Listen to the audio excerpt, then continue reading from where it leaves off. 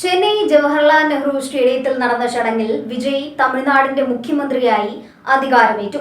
വിജയ് ഒടുവിൽ അഭിനയിച്ച ജനനായകൻ എന്ന ചിത്രം പുറത്തു വന്നിരുന്നില്ല. ഒരു പക്ക വിജയ് സിനിമയുടെ ക്ലൈമാക്സ് രംഗം പോലെയായിരുന്നു വിജയുടെ സത്യപ്രതിജ്ഞ.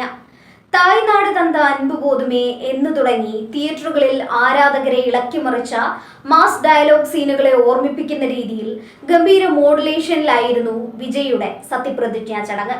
വേറൊരു സർക്കാരല്ല, വേറിട്ടൊരു സർക്കാർ ആയിരിക്കും വിജയ് സർക്കാർ എന്ന സൂചന നൽകുന്ന നീക്കങ്ങളാണ് സത്യപ്രതിജ്ഞയ്ക്ക് പിന്നാലെ വന്നത്. നിർണായക തീരുമാനങ്ങളായാണ് വിജയ് മുന്നോട്ടു പോകുന്നത്. അധികാരമേറ്റതിന് തൊട്ടു പിന്നാലെ 200 യൂണിറ്റ് വൈദ്യുതി സൗജന്യമായി നൽകാനുള്ള ഫയലിൽ വിജയ് ഒപ്പിട്ടു.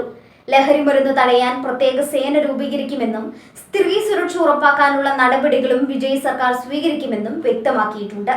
ഇതിനായി പ്രത്യേക സേനയും ഹെൽപ്പ് ലൈൻ നമ്പറും സജ്ജമാക്കും. വിദ്യാഭ്യാസം, ആരോഗ്യം, കുടിവെള്ളം തുടങ്ങിയ ജനങ്ങൾ നേരിടുന്ന അടിസ്ഥാന പ്രശ്നങ്ങളിൽ ശ്രദ്ധ കേന്ദ്രീകരിക്കാനും വിജയ് സർക്കാർ തീരുമാനിച്ചിട്ടുണ്ട്. വെറും ഒരു താരമല്ല, വിജയ് ഇന്റലിജന്റ് ആയ ഒരു വ്യക്തി കൂടിയാണ്. മറ്റു താരങ്ങൾ പരാജയപ്പെട്ടിടത്ത് കന്നി അംഗത്തിൽ തന്നെ വിജയക്കൊടി പാറിക്കാനും തമിഴ്നാടിന്റെ മുഖ്യമന്ത്രി കസേരയിൽ എത്താനും കഴിഞ്ഞത് അതുകൊണ്ട് തന്നെയാണ്. MGRന്റെ കാലമല്ലിത്, പുതുതലമുറയുടെ കാലമാണ്. താരാരാധന മറ്റൊരു തലത്തിലാണ് ഇപ്പോൾ നീങ്ങുന്നത്. അന്ധമായ താരാരാധന സിനിമയിലോ രാഷ്ട്രീയത്തിലോ ഇപ്പോഴില്ല. ചോദ്യങ്ങൾ ചോദിക്കാനും തെറ്റുകൾ ചൂണ്ടിക്കാട്ടാനും പുതുതലമുറയ്ക്ക് അറിയാം. അതിനവർ മടിക്കാറുമില്ല.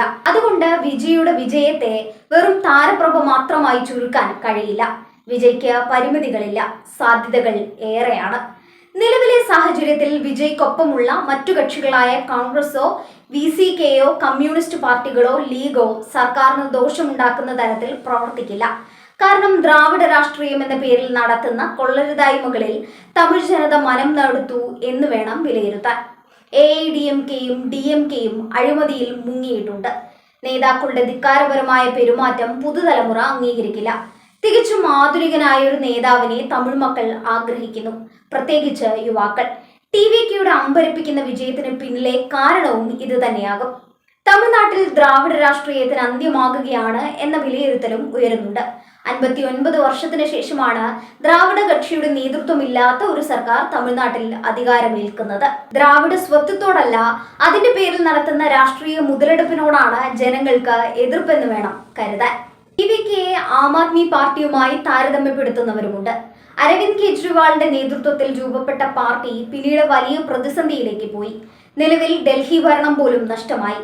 വലിയ തിരിച്ചടി നേരിട്ടിരിക്കുകയാണ്. വിജയ്ക്ക് വിജയിക്കാൻ കഴിയുമോ, വലിയ മാറ്റം കൊണ്ടുവരാൻ കഴിയുമോ എന്നതാണ് ചോദ്യം. കാത്തിരുന്ന് തന്നെ കാണാം.